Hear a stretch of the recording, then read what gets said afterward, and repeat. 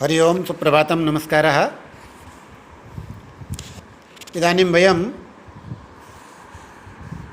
शास्त्री प्रथमवर्षस्य साहित्यप्रथमपत्रे आचार्य विश्वनाथ रचित साहित्यदर्पणग्रन्थस्य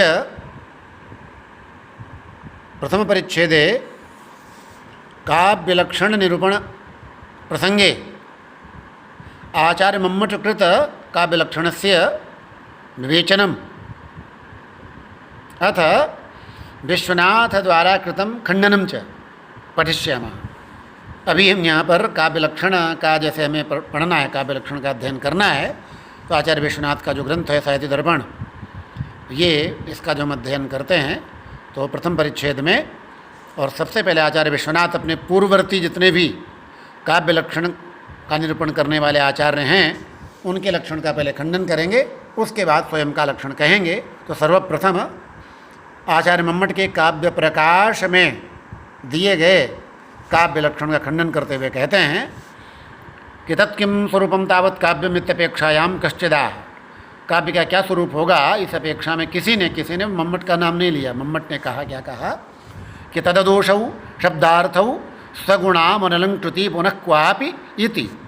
यहाँ पर आप लोग ध्यान दीजिए, तददोषौ शब्दार्थौ तदोदोषों को पृथक पृथक करें तो तत् अदोषौ, अदोषौ विशेषण है शब्दार्थों का, और तत् ये आया है काव्यम के लिए। शब्दार्थौ तत्, शब्दश्च अर्थश्च तौ शब्दार्थौ, शब्द द्वंद्व समास है यहाँ पर। शब्द और अर्थ इन दोनों में आचार्य मम्मट काव्य मानते हैं। तो शब्द और अर्थ जो है वही तत् यानी काव्यम काव्य है।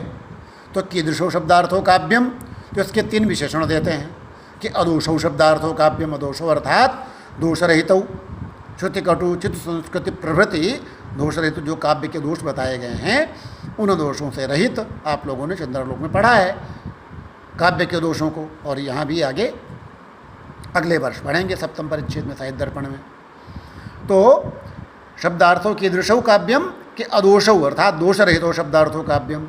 दूसरा विशेषण है सगुणौ, माधुर्य ओज प्रसादादि गुण संयुक्तौ।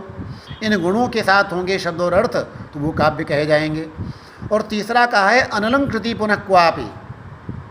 इसका अर्थ बताया है कि सर्वत्र सालंकारो शब्दार्थो काव्यम, सभी स्थानों पर तो अलंकार से युक्त ही शब्द और अर्थ काव्य होंगे, लेकिन क्वचित तो स्फुटालंकार विरहेपि न काव्यत्व हानि ही। यदि कहीं पर शब्द और अर्थ में अलंकार नहीं भी होता है, स्पष्ट अलंकार, स्फुटालंकार विरहेपि कहा है, ध्यान देना कि स्पष्ट अलंकार के अभाव में भी काव्यत्व की हानि नहीं होगी, यानी काव्य रहेगा। इस लक्षण का खंडन करते हैं आचार्य विश्वनाथ। कहते हैं कि यहाँ विचार करना चाहिए तच्चिंत्यम, और एक उदाहरण देते हैं हनुमान नाटक से। तथा ही यदि दोषरहितस्यैव काव्यत्वांगीकारस्तदा, यदि दोषों से रहित शब्द और अर्थ को ही काव्य माना जाएगा तो ये उदाहरण है न्यक्कारो ह्ययमेव मे यदरयस्तत्राप्यसौ तापसः सोप्यत्रैव निहन्त्य राक्षसकुलं जीवत्यहो रावणः धिक् धिक् चक्रजितं प्रबोधितवता किं कुम्भकर्णेन वा स्वर्गग्रामटिका विलुण्ठन वृथोच्छूनैः किमेभिर्भुजैः। यहाँ पर रावण, जिस समय राम ने और लंका पर आक्रमण कर दिया और चारों तरफ से वानर सेना के साथ घेर लिया लंका को, उस समय रावण कह रहा है कि न्यक्कारो ह्ययमेव मे, कि मेरे लिए यही अयमेव मे न्यक्कारः माने तिरस्कारः, मेरे लिए ही तिरस्कार की बात है। ये यत् मे अरयः, कि मेरे शत्रु हैं। मे अरयः मेरे शत्रु, एक अरिह माने शत्रु हो, एक शत्रु नहीं, अरयः बहुवचन है। यहाँ आप लोग पढ़ेंगे ध्वनि है, यहाँ पर व्यंग्य निकल रहा है, एक शत्रु नहीं, एक शत्रु होना ही हमारे तिरस्कार की बात थी। और यहाँ पर तो सैकड़ों करोड़ों ये वानर सेना विद्यमान है, मैं इधर और इनमें भी कोई बड़े बलवान, बड़े शूरवीर, प्रतापी कोई अगर हमारा शत्रु होता तो भी इतनी निंदा की बात नहीं थी। यहाँ तो तत्राप्यसौ तापसः, उनमें से भी तपस्वी बेचारा जिसको उसके पिता ने और देश निकाला दे दिया, ऐसा तपस्वी राम ये मेरा शत्रु बन करके आया है। और सोप्यत्रयी वह भी यही है, दूरे नास्ति सह शत्रु दूरे नास्ति अत्रैव लंकायामेव समागतः। तो यहाँ पर भी ध्वनि है। और निहंत राक्षस कुलम, राक्षस कुलम निहंते, न केवलम एकम राक्षसम हंते, न केवलम हंते निहंते, राक्षस कुलम, राक्षसानाम कुलम वंशम निहंत निशेषतया हंति मारयति, पूर्ण रूप से राक्षस कुल का विनाश किए दे रहा। ये भी तिरस्कार की बात है। और जीवत तो त्योहो रावण, अहो रावण जीवति है, ये और दुख की बात है, खेद की बात है कि अब तक भी रावण जीवित। रावण कीदृशा जगद रावण, रावण रावण कहते हैं रुलाने वाला, जगद रावयतीति रावण, जो संसार को रुलाता है उसे कहते हैं रावण। तो ये अहो रावण जीवित, वो वैसा रावण जीवित है और ये सारी घटनाएं हो रही हैं। दिक दिक चक्रजितम, दिक दिक शक्रजितम, शक्रजित कौन है? इंद्रजीत, मेघनाथ को धिक्कार है जिसने इंद्र को जीत लिया। तो क्या हुआ इंद्र को जीतने से? जब वो यहाँ पर इनका मुकाबला नहीं, इनका सामना नहीं कर पा रहा है, उसको धिक्कार है। और प्रबोधित बता किम कुंभकर्णे नवा, कुंभकर्ण जो 6 महीने की निद्रा लेकर के, और फिर उसके बाद एक दिन जब उसकी निद्रा का निवारण होता था, नींद से उठता था, तो करोड़ों भैंसों का आहार करके करोड़ों मदिरा का पान करता था। ऐसा उसका ब्रह्मा जी से वरदान प्राप्त था कि 6 महीने सोएगा।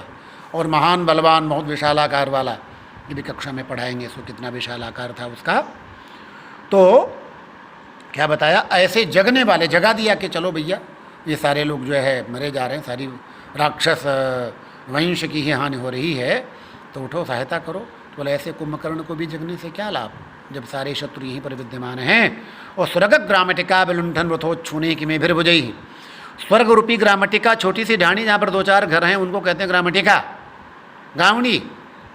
तो स्वर्ग जो इतना विशाल लोक है उसको स्वर्ग ग्रामटिका कह दिया। उसको विलुंठन यानी लूटने में, वृथोच्छू नहीं, व्यर्थ में फूली हुई, वृथा यानी व्यर्थम, उच्छू नहीं फूली हुई, कि मैं फिर भुजई, ये भी भुजई यानी मेरी 20 भुजाओं से क्या लाभ। तो यहाँ पर जो अंतिम चरण में कहा है स्वर्ग ग्रामटिका विलुंठन वृथोच्छू नहीं, कि स्वर्ग रूपी ग्रामटिका को लूटने से व्यर्थ में फूली हुई, यहाँ जो वृथात्व है, जो व्यर्थता है, उसको समास में डाल करके गौण कर दिया गया है। तो यहाँ विधेया विमर्श दोष, जो विधेय था, जो मुख्य रूप से जिस अंश को यहाँ पर कहा जाना था उसको गौण बना दिया गया, इसलिए यहाँ पर विधेया विमर्श दोष हो गया। समास में वृथात्व, वृथा को, व्यर्थता को समास में डाल दिया। ऐसा नहीं होना चाहिए था। कहना ये था कि स्वर्ग रूपी ग्रामटिका को लूटने से इन भुजाओं का फूलना व्यर्थ है। यदि व्यर्थ को पृथक रूप से, प्रधान रूप से कहते तो यह ठीक होता, लेकिन इसको यहाँ गौण रूप में कहा गया है, समास में डाल दिया गया है, तो ये विधेया विमर्श दोष हो गया। अब देखिए क्या कहते हैं आचार्य विश्वनाथ, कि इस श्लोक में विधेया विमर्श दोष होने के कारण ये काव्य नहीं होना चाहिए। किंतु काव्य का जब हम और भेद करते तो कहते हैं काव्यम ध्वनिर्गुणीभूत व्यंग्यम चेत द्विधा मतम, आप लोग पढ़ेंगे चतुर्थ परिच्छेद में। काव्य के 2 भेद होते हैं, ध्वनि और गुणीभूत व्यंग्य। 3 अर्थ हैं ना, वाच्यार्थ, लक्ष्यार्थ और व्यंग्यार्थ। तो जहाँ पर व्यंग्यार्थ की प्रधानता होती वहाँ पर ध्वनि होता है। तो व्यंग्यार्थस्य प्राधान्य ही ध्वनि ही, इदमुत्तम मतशैनी व्यंग्ये वाच्याद ध्वनिर्बुधैः कथितः, वाच्याद व्यंग्यस्य प्राधान्य ध्वनि ही कथितः, ध्वनि कहा जाता है। और यहाँ पर ध्वनि है तो कहते ध्वनित्वेन, क्या बताया इन्होंने, प्रत्युत ध्वनित्वेन उत्तम काव्यता से अंगीकृता। और ध्वनि काव्य को उत्तम काव्य कहा गया है। काव्यम ध्वनि गुणीभूत व्यंग्यम चेति द्विधा मतम, उत्तम काव्य कहते हैं उसको। तो ये तो उत्तम काव्य है। तो पर आपके अनुसार यहाँ काव्य नहीं है दोष होने से, तो यहाँ पर हो गया ये अव्याप्तिर लक्षण दोषः। लक्षण के 3 दोष होते हैं, अव्याप्ति, अतिव्याप्ति और असंभव। तो जहाँ पर लक्षण पहुँचे ही नहीं, घटित नहीं, वो अव्याप्ति दोष है। और जहाँ पर लक्षण उसको पार कर जाए वो अतिव्याप्ति दोष है। और जहाँ पर लक्षण घटित ही नहीं हो, असंभव ही नहीं हो, वहाँ पर असंभव दोष होता है। तो इनका और कभी कक्षा में प्रत्यक्ष रूप से जब वाचन होगा तब और बताएंगे। तो अव्याप्त लक्षण दोष है, इसे नहीं माना जाएगा। कहते एक और शंका करते हैं कि ननु कश्चिदेवांशो अत्र पुनः दुष्टो न सर्वोपीति, कि यहाँ पर जो है एक छोटा सा अंश ही तो दोषपूर्ण है पूरे श्लोक में, पृथोच्छुने, बाकी तो ठीक है। तो जहाँ तो कहते हैं ऐसा जो कहना है वो भी ठीक नहीं है। तो क्या होगा कि यत्रांशे दोषः सो अकाव्यत्व प्रयोजका, जिस अंश में दोष होगा वो तो बनेगा काव्य अकाव्य। और यत्र ध्वनि स उत्तम काव्यत्व प्रयोजक, जहाँ पर ध्वनि होगा उसको अकाव्य कहा जाएगा। तो अंशाभ्याम उभाभ्याम उभयत आकृष्यमाणमिदं काव्यम अकाव्यम वा किमपि न स्यात्। तो ये तो दोनों ओर से खींचा जाता, अकाव्य अपनी ओर खींचेगा, काव्य अपनी ओर खींचेगा, तो ये न तो काव्य बन पाएगा और न अकाव्य बन पाएगा। एक बात और है कि जो शुद्ध दुष्ट आदि दोष होते हैं, श्रुति कर्तृत्व दोष, वे काव्य के किसी एक अंश को दूषित नहीं करते, अपितु तो संपूर्ण अंश को ही दूषित कर देते हैं। और यदि काव्य का आत्मा यहाँ रस को बताया गया है, वाक्यम रसात्मकम काव्य में भी काव्य लक्षण करेंगे ये, तो कहते हैं काव्यात्म भूतस्य रसस्य अनपकर्षकत्वे तेषाम दोषत्वमपि नांगीक्रियते, कि काव्य का आत्माभूत जो रस है यदि उसको हानि नहीं पहुँच रही है तो उसे दोष भी नहीं कहा जाएगा। नहीं तो यहाँ पर कहा जाता है कुछ नित्य दोष हैं और कुछ अनित्य दोष हैं, तो नित्य दोष और अनित्य दोष वाली व्यवस्था नहीं बनेगी। ध्वनिकार ने कहा है कि शुद्ध दुष्टादयो दोषा अनित्या ये दर्शिता ध्वन्यात्मन्येव श्रृंगारे ते हेया इत्युदाहृता, कि श्रुति दुष्ट आदि दोष जो अनित्य कहे गए हैं उनको कहाँ त्यागते हैं? ये ध्वन्यात्मक श्रृंगार है, श्रृंगार रस व्यंग्य हो रहा है और वही प्रधान है, तो वो ध्वनि श्रृंगार ध्वनि होगा वहाँ। तो ऐसे ही जहाँ कोमल वर्णन है वहाँ पर श्रुति कटुत्व प्रभृति दोषों का त्याग करना बताया गया है। तो और यदि यही बात मान लें, आपकी बात मान भी लें कि दोष युक्त होगा, उसे काव्य नहीं मानेंगे, तो किंच एवं काव्यम प्रविरल विषयम निर्विषयम वा स्यात्, अगर ऐसा मान लेंगे तो या तो काव्य का विषय बहुत थोड़ा रह जाएगा अथवा होगा ही नहीं। क्यों? सर्वथा निर्दोष से एकांतम असंभवात्, क्योंकि ऐसा कोई है ही नहीं जिसमें बिल्कुल ही दोष नहीं हो। सर्वथा निर्दोष से दोष रहितस्य एकांतम असंभवात्, सर्वथा असंभवात्, सर्वथा असंभव है कि बिल्कुल दोष नहीं हो। तो इसलिए ये आपका लक्षण ठीक नहीं है। अगर आप कहें कि हमने यहाँ पर ईषद अर्थ में नय का प्रयोग किया है, ईषद यानी थोड़े अर्थ में, तो बोले ये भी अगर ऐसा करेंगे तो इसका लक्षण क्या हो जाएगा? ईषद दोषो शब्दार्थो काव्यम, कि थोड़े दोष वाले जो शब्द और अर्थ होंगे उन्हें काव्य कहेंगे। तो ऐसा कहने पर जो बिल्कुल दोष रहित होगा उसे काव्य माने नहीं जाएगा। आपका लक्षण इस प्रकार का है कि थोड़े दोष होंगे तो ही काव्य मानेंगे, तो ये लक्षण भी आपका ठीक नहीं है। अगर मान भी लें, सत्य संभवे ईषद दोषो इति चेत, ऐसा मान लें, तो एतदपि काव्य लक्षणे न वाच्यम, काव्य के लक्षण में ऐसा नहीं कहना चाहिए। क्यों? रत्नादि लक्षणे कीटानुवेदादि परिहारवत, रत्न आदि के लक्षण, अगर रत्न को परखा जाता है तो कहता है ऐसा रत्न लाओ जो कीड़े से काटा हुआ नहीं हो।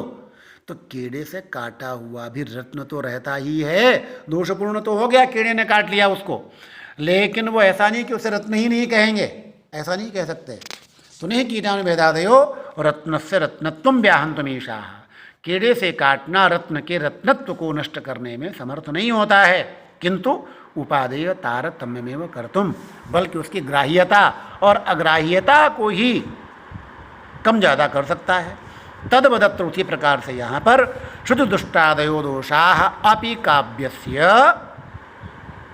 लक्षण घटकत्वेन स्वीकर्तुं न शक्यन्ते, लक्षण में उनको स्वीकार नहीं किया जाएगा।